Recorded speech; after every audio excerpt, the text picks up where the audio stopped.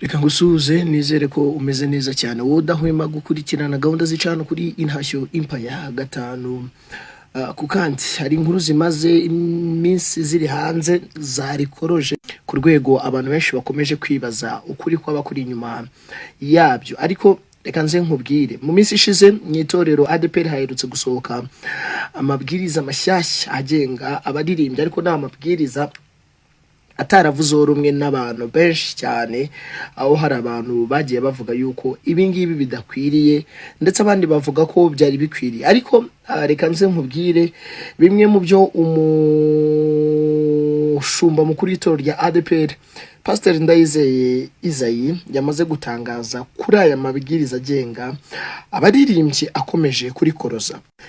Umushumba mukuru w'itorero rya ADPR Pastor Ndayizeye Isaie yagaragaje ko kuyobora icyiciro runaka muri iri torero ari Imana itangwa n'umwuka wera, ariko bikanakenera ubumenyi runaka.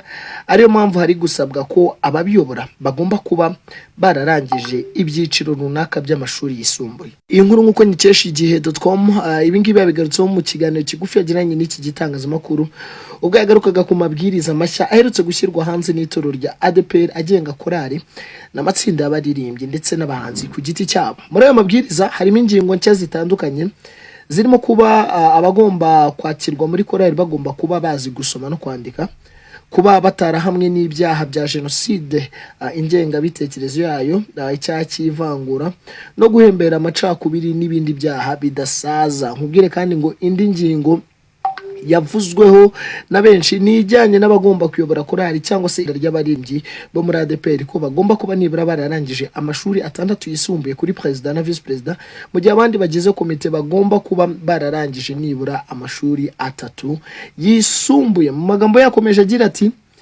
ntabwo ari ikibazo ahubwo ni igisubizo cyo kumenya ngo nubuhe bushobozi umuntu yakabaye kuba afite ngo abashe kuyobora n'abandi bantu. Mu byo asabwa harimo umuhamagaro n'ubumenyi butandukanye, ariko akwiye kuba afite n'ayo mashuri nk'umuntu ugiye kuyobora abandi. Yakomeje agira ati kuyobora ni impano y'umwuka wera, ariko ntabwo bikuraho ko bikenera n'ubumenyi. Uriya muntu ni umuyobozi ukoresha inama, utanga raporo. Ibyo rero ntabwo bikorerwa mu mwuka, bikenera n'ubundi bumenyi bufasha wa muntu.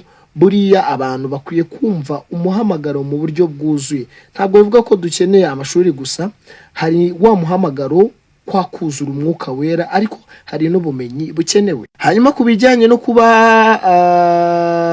abantu bagomba kujya muri korali bagomba kuba bazi gusoma no kwandika, Pastor Ndayizeye yasobanuye ko byaturutse ku kuba hari gahunda y'itorero yigisha gusoma kuba kwandika ku batabizi, kandi ngo bakwiriye kubigana kuko bikorerwa ubuntu. Bityo rero ko ari ngombwa ko umuririmbyi uzajya ubwiriza abandi agomba kuba azi gusoma no kwandika. Kubijyanye no kuba abana batemerewe kujya muri korali z'abantu bakuru bataragera ku myaka 18, yavuze ko bigamije kubafasha gukura neza, kuko hari ibyiciro by'amakorali yabo bakwiriye kuba bajya kurererwamo. Umugambo yagize ati iyo ufashe umwana w'imyaka 7 ukamushyira muri korali y'abapapa n'abamama, we usanga hari ibibangama ku buzima bwe, ugasanga hari naho atisanzura kuko ari mu cyiciro cy'abantu batari mu rwego rumwe. Kubijyanye no kuba umuririmbyi ku giti cye wemerewe mu itorero rya ADPR agomba kuba afite imyaka nibura 18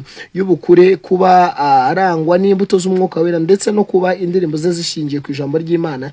Yavuze ko bigamije gutuma abafite impano zikura ku buryo bukwiriye. Ati twemera ko umuntu ashobora gutangira ivugabutumwa akiri muto, ariko kugira ngo ajye gutangira gutumirwa ku giti cye, ajye mu materaniro, ajye kuvuga ubutumwa, nabyo hari imyaka y'ubukure bisaba. Kugira ngo tumufate nk'umuririmbyi ku giti cye ubasha kubikora mu buryo bwemewe n'itegeko, akabasha no kujya mu materaniro wenyine yatume. Yakomeje ati ibyo byose biri gufasha za mpano z'umwana gukura no gukora ivugabutumwa.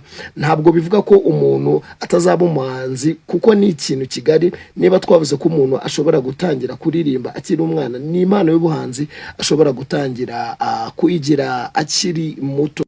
yakomeje avuga ati rero ibi ngibi abantu bakwiriye kubyubaha, ntibatekereze ko ari ugushaka kubangama, ahubwo no gukomeza gufasha impano zose gukura neza cyane. Ngibyo rero ibyo umushumba mukuru w'itorero rya ADEPR Pastor Isayi Ndayizeye atangaje nyuma y'uko abantu benshi batandukanye batigeye na rimwe bishimira aya mabwiriza yasohotse. Hariho bamwe bagiye babifata nk'igitugu, abandi bakavuga ko ibi bitari bikwiriye. Ibingibi babwo birimo biragaragaza yuko ari inzira yindi nshyashya abantu bashobora kuba barimo barategurira antikrist. Abantu bagiye bavuga ibintu byinshi, nahoze mbona Andero Valence Papa avuga ati umushumba w'itorero rya ADEPR ribikwiriye kwita muta muri yombi, ati kuko ibi bintu bari gukora no guhonyora no kubuza uburenganzira abanyetorero b'itorero rya ADEPR. Uraza kumbwira aya mabwiriza warayasomye? Niba yarasomye ni igiki ubona kitari gikwiriye kuzamo, cyangwa se ibingibi biraza gufasha iki community y'abaririmbyi by'umwihariko itorero? Ni twamini Intashyo, nugenda utama igitekerezo kuri iyi nkuru hano kuri Intashyo Empire.